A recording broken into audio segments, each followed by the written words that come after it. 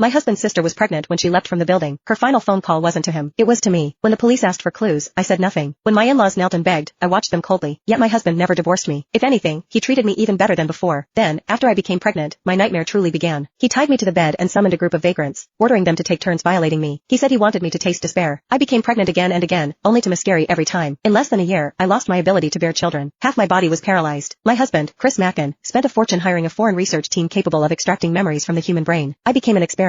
Jenny, the day you let my sister die with injustice hanging over her head, you should have known this day would come. She treated you like family, and you repaid her by working with her killer to destroy her. This is your retribution. I lay bound to the bed like a corpse, listening to Chris's hysterical curses, every word cut like a blade. No, that's not how it was. Then how was it? He roared. Say it. He grabbed my collar, eyes bloodshot as he demanded the truth. The words reached my lips, only to be swallowed back down. Despair crept into my voice as I begged. I can't say it. Please don't force me. His expression stiffened, then twisted into something monstrous. Put the device on her. Extract her memories now. I don't care if she lives or dies. I want the truth. His hatred for me had reached its peak. He locked me inside a glass chamber and had it transported to the city's central plaza. Hundreds of media outlets were invited to witness what he called the unveiling of the truth. What was, in reality, a public execution. 2 years ago, countless people had seen Lisa Mackin, 5 months pregnant, jump to her death. The case drew enormous attention, especially since the police had never solved it. Over time, the incident only continued to fester. The moment news broke that the case would be reopened, the plaza flooded with people. Shouts rose like waves. In the audience, my father-in-law supported my mother-in-law, who refused to sit down. My silence back then had dealt them a devastating blow. They'd urged Chris to divorce me, only to be refused. The resentment had never faded. Now, realizing Chris's painstaking intentions, my mother-in-law wept uncontrollably. Do you know how I've lived these past 2 years? She screamed. You venom-hearted animal. I wish I could tear open your chest and see whether your heart is black. My father-in-law patted her back, his eyes hollow with grief. Lisa had been entrusted to them by a close friend. There was no blood relation, yet she had been closer to them than a biological daughter. I watched everything through the glass, choking on sobs that made no sound. At Chris's signal, a helmet-like device lowered over my head. Hundreds of fine silver needles sprang out and pierced directly into my scalp. In an instant, it felt as though hundreds of leeches were sucking at my flesh. The tearing pain forced screams from my throat. Chris listened to my shrill cries, excitement flickering in his eyes. Sir, one of the technicians said nervously, her body is too weak. If we don't administer nutrients first, this could be fatal. Absolutely not. Chris snapped, eyes blazing with malice. Inject adrenaline. Let her die after the memories are extracted. The technicians hesitated, but under his authority, they could only comply. A syringe of adrenaline was pushed into my body. As the liquid surged through me, my entire being jolted into an unnatural state of stimulation. The memories buried deep inside began to churn. At Lisa's grave, Chris had already been kneeling for 2 hours. I approached with flowers in my arms. Looking at Lisa's smiling face in the photo, my eyes reddened. Just 2 days before her death, we'd gone shopping together. As I bent to place the flowers down, Chris suddenly snatched them from my hands and smashed them into my face. Don't stain my sister's grave. I trembled, bitterness lodged in my throat. Chris, about Lisa's death, I'm hurting more than anyone. The words only enraged him. Without warning, he dragged me to the ground. My head slammed hard against the gravestone, blood instantly staining the engraved letters. Yet, he showed no mercy. He pressed me against the icy stone, roaring in my face. Jenny, my sister died because of you, and you dare cry here like this? She was on the phone with you for 10 minutes before she died. What did she say? Who was the killer? Speak. Faced with his relentless accusation,